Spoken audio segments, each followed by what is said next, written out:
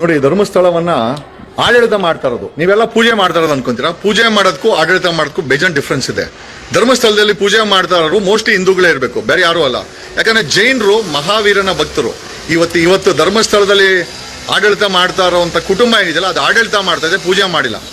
For example, Veerendra Hegde ಮಹಾವೀರನ ನಂಬಿರೋದು. ಅದಕ್ಕೋಸ್ಕರನೇ ಧರ್ಮಸ್ಥಳದಲ್ಲಿ ಮಂಜುನಾಥ ಇದ್ರು ಕೂಡ ಅಲ್ಲಿ ಬಾಹುಬಲಿಯನ್ನ, ಅಷ್ಟು ದೊಡ್ಡ ಬಾಹುಬಲಿಯನ್ನ ಯಾಕೆ ನಿಲ್ಲಿಸಿದ್ದಾರೆ ಅಂತಂದ್ರೆ ಜೈನ ಕುಟುಂಬದವರು ಆ ಧರ್ಮಸ್ಥಳದಲ್ಲಿ ಆಡಳಿತವನ್ನ ಮಾಡ್ತಾ ಇದ್ದಾರೆ. ಪೂಜೆ ಮಾಡೋದು ಬೇರೆ, ಆಡಳಿತ ಮಾಡೋದು ಬೇರೆ. ಮಂಜುನಾಥನಿಗೆ ನನ್ನ ಒಂದು ಸಣ್ಣ ಪ್ರಶ್ನೆ, ವೀರೇಂದ್ರ ಹೆಗಡೆ ಅವರ ಕುಟುಂಬ ಮಂಜುನಾಥನಿಗೆ ಅಭಿಷೇಕ ಮಾಡೋದನ್ನ ನೀವು ಯಾರಾದ್ರೂ ನೋಡಿದ್ದೀರಾ? ಕೈ ಮುಕ್ಕೊಂಡು ನಿಂತ್ಕೊಂತಾರೆ ಹೊರತು ಅವರು ಎಲ್ಲೂ ಕೂಡ ಶಿವನ ಆರಾಧಕರಲ್ಲ, ಅವರು ಮಹಾವೀರನ ಆರಾಧಕರು. ಕಾರಣ ಯಾಕೆ ಅಂತಂದ್ರೆ ಅವ್ರು ಜೈನರು.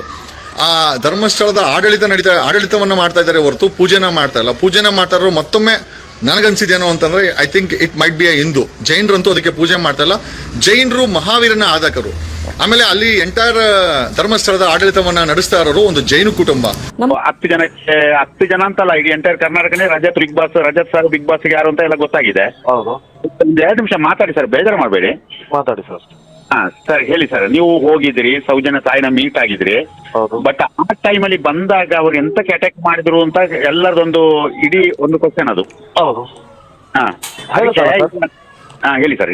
ಅಲ್ಲ, ಹೇಳಿದ್ನಲ್ಲ ಸರ್, ఎందుకు ಅಟ್ಯಾಕ್ ಮಾಡಿದ್ರು ಅಂತ. ಹೇಳಿ ಸರ್. ನನಗೆ ಅವರು ಮಾತಾಡ್ತಾ ಇದ್ದಕ್ಕೆ ನನಗೆ ಅರ್ಥನೂ ಆಗಿಲ್ಲ. ಸರ್ ಮಾತಾಡಿ.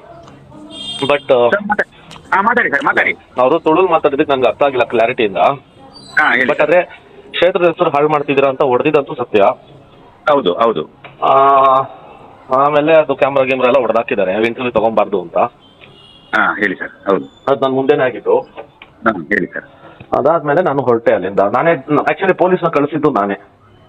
ಹೌದಾ? ಹೌದು. ಹೇಳಿ ಸರ್. ಸರಿ ಸರ್, ಈಗ ನಾನು ಸರ್ ಒಂದು ನಿಮಿಷ. ಹಲೋ, ಹೇಳಿ ಸರ್, ಹೇಳಿ.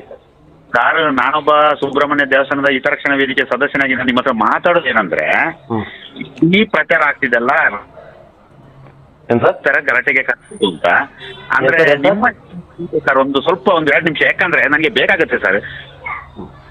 ಅಲ್ಲ ಸರ್, ಏನಂದ್ರೆ ಸರ್ ನನಗೆ ಕೇಳಿಸ್ಲಿಲ್ಲ ಸರ್. 1 ನಿಮಿಷ ಸರ್, ಸ್ವಲ್ಪ ಡ್ರೈವಿಂಗ್ ಅಲ್ಲಿ ಇದ್ದೀನಿ, ಸ್ವಲ್ಪ ವಾಯ್ಸ್ ಡಿಸ್ಟರ್ಬೆನ್ಸ್ ಆಗ್ಬೋದು. ಎಂತ ಸರ್ ಗೊತ್ತಾ, ನನಗೆ ನಿಮ್ಮ ಮೇಲೆ ಬೇಜಾರಿಲ್ಲ. ಅಲ್ಲ, ನಾನು ಧರ್ಮಸ್ಥಳ ದೇವಸ್ಥಾನದ ಬಗ್ಗೆ ನಾನೊಂದು ಅಭಿಪ್ರಾಯ ಇಟ್ಟವನು.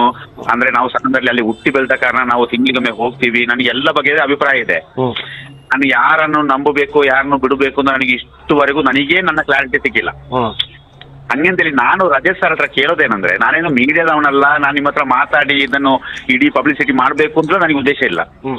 ಬಟ್ ನಾನ್ ಕೇಳೋದಾದ್ರೆ, ನೀವು ಬಂದು ಈ ತರ ಗಲಾಟೆ ಆಯ್ತು ಅಂತಲ್ಲ, ಇಡೀ ಊರೇ, ಇಡೀ ಕರ್ನಾಟಕನೇ ಹಬ್ಬಿಸ್ತಿದ್ಯಲ್ಲ. ಈಗ ಸರ್ ನಿಮ್ಮ ಸ್ಟ್ಯಾಂಡ್ ಏನು ಅಂತ ನನ್ನ ಒಂದು ಪ್ರಶ್ನೆ. ನೀವು ನಾನು ಬಂದು ಅಲ್ಲಿ ಜಗಳ ಮಾಡ್ಬೇಕು ಅಂತ ನಾನು ಬಂದವನಲ್ಲ. ನಾನು ಕ್ಷೇತ್ರದ ಬಗ್ಗೆ ಮಾತಾಡಿಲ್ಲ. ಹೌದು. ನಾನು ಅಲ್ಲಿರೋ ಜನರ ಬಗ್ಗೆ ಮಾತಾಡಿಲ್ಲ. ನಾನು ದೇವಸ್ಥಾನದ ಬಗ್ಗೆ ಮಾತಾಡಿಲ್ಲ. ನಾನು ಶಿವನ ಭಕ್ತಾನೆ. ನಾನು ಮಾತಾಡಿದ್ದು ಒಂದೇ ಸಿಂಪಲ್ ವಿಷಯ, ಸೌಜನ್ಯ ಬ್ರೂಟಲಿ ರೇಪ್ ಆಗಿ ಕೊಲೆ ಆಗಿದ್ದಾಳೆ, ಅವಳಿಗೆ ಒಂದು ನ್ಯಾಯ ಕೊಡ್ಸಿರಿ.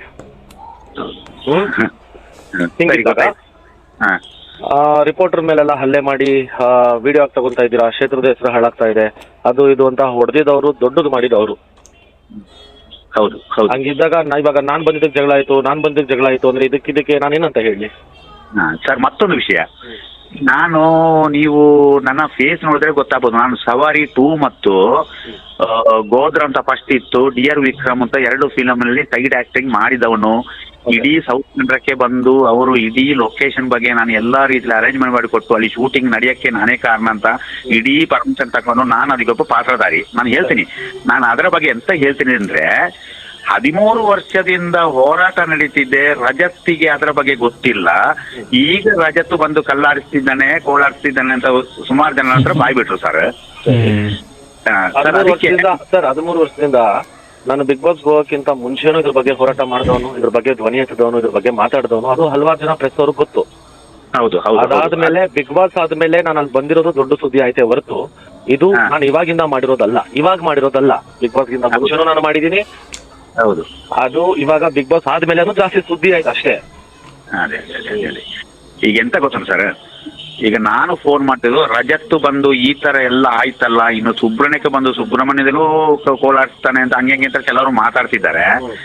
ನಾನು ಹಂಗೆ ಅಂತ ಹೇಳಿ ಸರ್, ನೀವು ಸುಬ್ರಹ್ಮಣ್ಯಕ್ಕೆ ಬಂದಾಗ ನನಗೊಂದು ಫೋನ್ ಮಾಡಿ, ನನ್ನ ನಂಬರ್ ಇದೇ ನಂಬರು. ಬಟ್ ನೀವು ಬಂದ್ರೆ ನೀವು ನನ್ನೊಂದು ಮೀಟ್ ಆಗಿ ನಾನು ಸುಬ್ರಹ್ಮಣ್ಯದಲ್ಲಿ ನಿಮಗೆ ಮೀಟ್ ಆಗ್ತೀನಿ. ಬಟ್ ನನಗೊಂದು ನಿಮ್ಮ ಮೇಲೆ ನನಗೆ ಪರ್ಸನಲ್ ಆಗಿ ಯಾವ್ದು ಬೇಜಾರಿಲ್ಲ ಸರ್. ಈಗ ಅಂದ್ರೆ ನಾವು ಊರ್ನವರು ಎಲ್ಲ ಧರ್ಮಸ್ಥಳಕ್ಕೆ ಸಪೋರ್ಟ್ ಸರ್. ಅಲ್ಲ ಮಾಡಿ ಸರ್, ನಾನು ಧರ್ಮಸ್ಥಳಕ್ಕೆ ಸಪೋರ್ಟ್ ಮಾಡ್ತಾ ಇರೋದು. ನಾನೇನು ದೇವ್ರ ಬಗ್ಗೆ ಮಾತಾಡಿಲ್ಲ, ನಾನು ಕ್ಷೇತ್ರದ ಬಗ್ಗೆ ಮಾತಾಡಿಲ್ಲ. ನಾನು ಮಾತಾಡೋದು ಹೆಣ್ಮಗು ಮರ್ಡರ್ ಆಗಿದ್ದಾಳೆ, ಅವ್ರಿಗೆ ನ್ಯಾಯ ಕೊಡಿಸಿ, ತಪ್ಪೇನಿದೆ ಸರ್. ಸರ್ ನನಗೂ ಈ ತರ ನನ್ನ ಮನೆಯಾದ್ರೂ ನಾನು ಬಿಟ್ಟುಕೊಡುವಂತ ವಿಷಯ ಇಲ್ಲ. ಬಟ್ ಜನಗಳು ಸಾವಿರ ಮಾತಾಡ್ತಾರಲ್ಲ, ಅದಕ್ಕೆ ನಿಮ್ಮ ಹತ್ರ ಒಂದು ಮಾತಾಡುವಂತ ನಿನ್ನ ನಂಬರ್ ನಮಗೆ ಸಿಕ್ತು ಸರ್. ಯಾರೋ ಮಾತಾಡ್ತಾರೆ ಅಂದ್ಬಿಟ್ಟು ಈ ವಯ್ಯ ಏನಕ್ಕೆ ಆ ವಯ್ಯನ ಕಾಲ್ ಮಾಡಬೇಕಾಗಿತ್ತು? ಆ್ಯಕ್ಚುಲಿ ಈ ರೆಕಾರ್ಡ್ನ ಕೇಳಿದ್ಮೇಲೆ ನನಗೇನು ಅನ್ನಿಸ್ತಿದೆ ಅಂತಂತಂದ್ರೆ, ಇವಾಗ ಒಂದು ಸೆಲೆಬ್ರಿಟಿ ಆ ವ್ಯಕ್ತಿಗೆ ಏನಾದರೂ ತೊಂದರೆ ಆಗೋ ರೀತಿ ಏನಾದರೂ ಮಾಡ್ದ ಅಂತಂದ್ರೆ ಮೀಡಿಯಾ ಫೋಕಸ್ಗಳು ಹಿಂಗಿರುತ್ತೆ ಅಂತ ಈ ನನ್ನ ಮಕ್ಳಿಗೆ ಒಂದು ಸ್ವಲ್ಪನಾದ್ರೂ ಕಾಮನ್ ಸೆನ್ಸ್ ಬೇಡವಾ?